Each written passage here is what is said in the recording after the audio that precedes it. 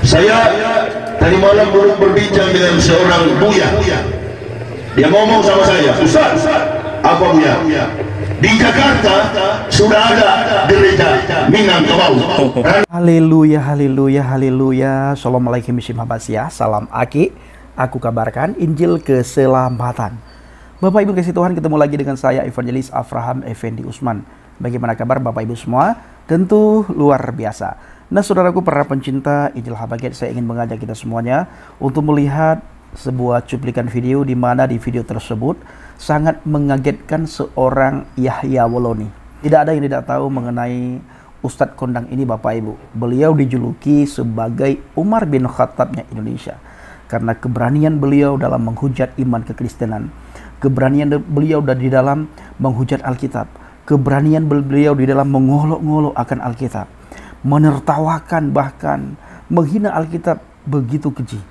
Alkitab tidak ada nilainya di hadapan Yahya Woloni, maka dia bebas di dalam menghujat akan iman kekristenan. Nah Bapak Ibu, dia sangat kaget ketika mendengar ada banyak sekali orang dari Kedar Nebayot hari-hari ini mulai datang kepada Yesus Kristus, percaya kepada Yesus Kristus. Begitu juga ketika dia mendengar informasi ada gereja Minang, ya, dia begitu kaget sekali. Kok ada gereja Minang? Teman saya pernah berkata kepada saya begini, Padang itu dikenal dengan Islam yang sangat luar biasa. Aceh juga begitu. Aceh dan Padang itu terkenal dengan mayoritas Islam. Islamnya sangat kuat, Islamnya sangat kental sekali. Syariat Islam benar-benar dijunjung tinggi oleh masyarakat Aceh dan Padang. Dan identik semua masyarakat Aceh itu beragama Islam. Tetapi, kata teman-teman saya sekarang, tetapi itu dulu. Dan hal ini juga Bapak Ibu sering sekali kita mendengar daripada pihak ustadz dan ustazah sekarang. Di saat mereka khutbah ceramah, mereka selalu berkata Aceh dan Padang identik dengan Islam. Semua masyarakatnya mayoritas beragama Islam. Tetapi itu dulu. Sekarang tidak setiap orang Aceh beragama Islam dan tidak setiap orang Padang Minang beragama Islam. Banyak sekali sekarang orang Padang Minang, orang Aceh Serabi Mekah beragama Kristen, percaya kepada Yesus, alias mereka murtad dari agamanya. Mereka mulai datang kepada Yesus Kristus. Kenapa Bapak Ibu? Satu, keselamatan. Yang kedua, kebenaran. Nah, dua hal ini yang membuat orang-orang dari Kedar Nebayot mulai datang kepada Yesus. Karena keselamatan. Jaminan kepastian keselamatan itu hanya ada dalam pribadi Adonai Yesus Habasya, di dalam pribadi Yesus. Oleh sebab itu banyak sekali, bahkan berbondong-bondong hari-hari ini kita mendengar di media sosial, kita melihat di media sosial dari Kedar Nebayot mulai berdatangan kepada Yesus Kristus, mulai berdatangan. Begitu sebaliknya, orang yang dari dahulu lahir Kristen, pada akhirnya mereka murtad dari kekristenan, masuk ke agama lain. Itu juga banyak Bapak Ibu. Dan ini salah satu tergenapilah firman Tuhan, yang terdahulu menjadi terkemudian dan yang terkemudian menjadi terdahulu. Dan menjelang kedatangan Yesua Hamasyah yang kedua kali, Alkitab mencatat salah satu tandanya adalah banyaknya orang Kristen yang murtad, menyangkal iman percayanya kepada Yesus. Bapak Ibu jangan berlama-lama, saya ingin mengajak kita semua untuk melihat sebuah cuplikan video di mana Yahya Woloni begitu terkaget-kaget di saat dia mendengar bahwa ada gereja Minang di sebuah tempat. Mari kita saksikan sama-sama bagaimana cuplikan video berikut ini. Kita sadar bahwa Islam ini adalah kehidupan. Saya tadi malam baru berbincang dengan seorang buya. Dia ngomong sama saya, Ustaz, apa buya? Di Jakarta sudah ada gereja Minangkabau. Berani sekali.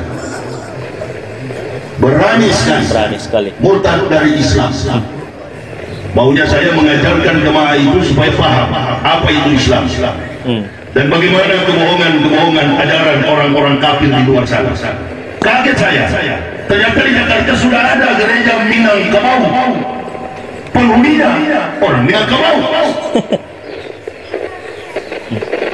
Apa yang menyebabkan sehingga saudara Muslim ini murtad?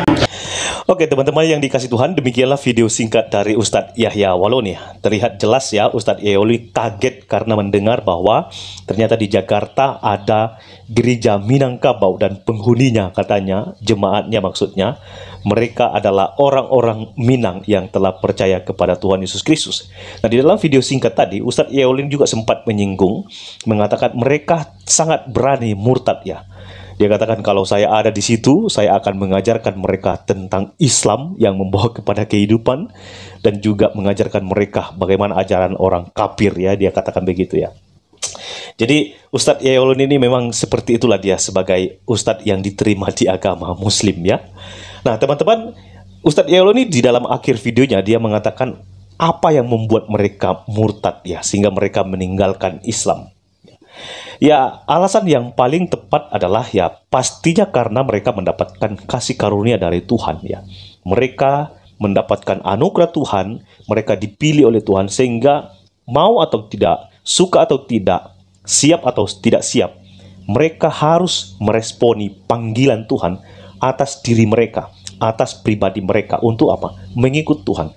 Karena yang memanggil mereka bukanlah manusia biasa, bukanlah manusia seperti kita. Yang memanggil mereka adalah Tuhan Yesus Kristus. Nah itulah sebabnya tidak seorang pun dapat menahan ketika ada orang yang bertobat menerima Tuhan Yesus Kristus.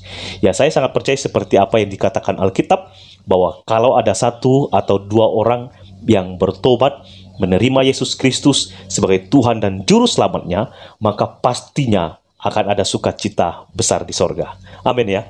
Nah teman-teman, saya sangat percaya juga apa yang dikatakan oleh kalimat mutiara, mungkin mutiara, slogan ya, mengatakan gereja itu semakin dibabat, maka gereja itu semakin merambat. Semakin gereja itu dihimpit, ditekan, bahkan diintimidasi, diancam, gereja tersebut tidak akan pernah mati. Kenapa? Karena ada kekuatan Allah bekerja di dalamnya. Roh Allah ada di dalam diri anak-anak Tuhan. Bahkan saya sangat percaya ketika ada orang menghimpit, menghalang-halangi gereja, Tuhan juga bisa pakai itu untuk apa? Membuat mereka melihat, mengenal Yesus Kristus sebagai Tuhan dan Juru Selamat. Saya punya kisah, ada waktu dalam pendirian gereja dan ada orang yang menghalang dengan sangat radikal, sangat keras. Tapi akhirnya orang yang menghalangi ini justru mengenal Tuhan, dan akhirnya apa? Dia yang paling radikal untuk membela, bahkan mendukung supaya gereja itu tetap ada. Saya temukan kasus ini ketika saya melayani di Sumatera Barat, teman-teman. Terlihat, saya melihat para preman menjadi pelindung bagi gereja. Awalnya mereka sangat tidak suka terhadap gereja, tetapi mereka menjadi pembela. Tuhan pakai mereka untuk apa? Menjadi pelindung bagi gereja. Ya, saya percaya itu juga pekerjaan Tuhan. Nah, teman-teman, satu hal yang perlu kita ingat ya. Ketika martir pertama yaitu Stefanus mati dibunuh, ya, dilempari dengan batu karena dia menyampaikan kebenaran kepada orang-orang Yahudi. Mereka tidak mau terima kebenaran itu dan mereka melempari dia dengan batu sampai mati. Dan saudara, apa yang terjadi ketika Stefanus mati? Paulus ada di situ menyaksikannya. Sehingga apa yang terjadi? Sesudah itulah Paulus dipilih Tuhan dan dia menjadi rasul, menjadi pelayan Tuhan yang sangat luar biasa yang dipakai oleh Tuhan. Rasul Paulus adalah seorang penulis kitab yang paling banyak di dalam Perjanjian Baru. Dan tidak hanya itu, teman-teman, para rasul juga ketika mereka menjadi martir, ada banyak benih-benih jiwa yang tumbuh akibat pelayanan mereka, walaupun mereka harus mati martir. Kemudian tidak hanya itu, kita percaya setiap daerah kita punya misionaris. Seperti di Sumatera Utara ada namanya Nomensen. Sebelum Nomensen ada juga misionaris yang sudah datang duluan, 2 orang, namun mereka mati. Tetapi ketika Nomensen masuk, dan walaupun dia harus mati di situ dan menjadi misionaris yang martir di Tanah Batak, dan akhirnya apa yang terjadi? Gereja tumbuh di situ. Demikian juga dengan Dinias, seorang misionaris dari Jerman, Denninger. Dia menjadi misionaris dan akhirnya masyarakat Nias mayoritas mengenal Tuhan Yesus Kristus. Ada benih yang tumbuh di situ ya. Ada orang-orang yang bertobat. Kemudian di Mentawai ya. Di Mentawai itu nama misionarisnya adalah Agus Lep. Dia meninggal juga di Mentawai ya. Dan apa yang terjadi? masyarakat Mentawai yang dulunya tidak mengenal Tuhan, karena ada misionaris yang datang ke sana, walaupun dia harus mati, tetapi apa yang terjadi? Mereka justru menjadi pengikut Tuhan Yesus Kristus. Nah, disinilah kita dapat lihat bahwa ketika gereja semakin dihimpit, dihambat, Tuhan tidak tinggal diam. Dia bekerja, dia memelihara, dia tidak pernah meninggalkan gerejanya. Itulah sebabnya, kalau ada orang murtad, meninggalkan Islam, percaya kepada Tuhan Yesus Kristus, itu bukan karena mereka sendiri yang mau, tapi karena Tuhan panggil mereka. Tuhan pilih mereka, supaya mereka menjadi ahli waris kerajaan Allah. Saya berdoa kiranya saudara yang mendengarkan video ini, percayalah kepada Tuhan Yesus Kristus sebagai Tuhan dan Juru Selamatmu. Maka engkau, keluargamu, dan seisi rumahmu akan diselamatkan. Itu yang dikatakan oleh Paulus ketika dia berkata kepada kepala penjara yang takut karena di dalam penjara sedang ada gempa bumi. Nah, itu dia saudaraku, para pencinta Injil Habagat, bagaimana tanggapan Bapak Ibu setelah melihat cuplikan video yang baru saja kita saksikan sama-sama. Silahkan tulis di kolom komentar dan komentarlah dengan bijak. Mari kita pergunakan jari-jari kita dengan bijak sehingga kita bisa komentar dengan bijak, saudaraku. Bapak Ibu, Alkitab itu menyatakan kebenaran yang pasti kepada setiap umat manusia. Dan kita memperoleh hidup kekal dan tinggal bersama-sama dengan Elohim di surga. Saya ulangi, Alkitab menyatakan dengan pasti bagaimana supaya kita dapat memperoleh hidup yang kekal bersama-sama dengan Bapa di surga. Semuanya itu kutuliskan kepada kamu supaya kamu percaya kepada Anak Elohim. Tahu bahwa kamu memiliki hidup yang kekal. Tertulis dalam 1 Yohanes 5 ayat 13. Hidup kekal adalah karunia. Hidup kekal itu pemberian cuma-cuma yang diberikan oleh Tuhan. Sebab upah dosa ialah maut, tetapi karunia Elohim ialah hidup yang kekal dalam Kristus Yesus Tuhan kita. Sebab upah dosa ialah maut, tetapi karunia Elohim ialah hidup yang kekal dalam Kristus Yesus Tuhan kita. Sudahkah saudara percaya kepada Yesus Kristus? Kalau belum, ayo saudara tempatkan hati dan pikiran saudara di tempat yang netral di saat saudara menonton video ini. Di saat saudara menonton video di channel Injil Habagat maupun di channel apologet yang lain, saudara harus bisa menempatkan hati dan pikiran saudara yang netral. Nah, biarkan saudara mendengar dulu, ya, mendengar dulu, baru nanti saudara ambil kesimpulan dan ambil keputusan. Kesimpulannya apa, lalu keputusan saudara apa. Kalau saudara ingin mendapatkan hidup yang kekal bersama dengan Bapa di surga, saudara harus percaya kepada Yesus Kristus. Satu-satunya cara untuk kita memperoleh, untuk kita mendapatkan hidup yang kekal, satu-satunya cara, bukan salah satu, tetapi satu-satunya cara melalui Yesus Kristus. Maka kita harus dan wajib percaya kepada Dia, karena Dia juga satu-satunya pribadi yang datang dari surga. Ya, pribadi satu-satunya yang datang dari surga itu Yesus Kristus. Yang lain tidak, saudara. Hanya ngaku-ngaku.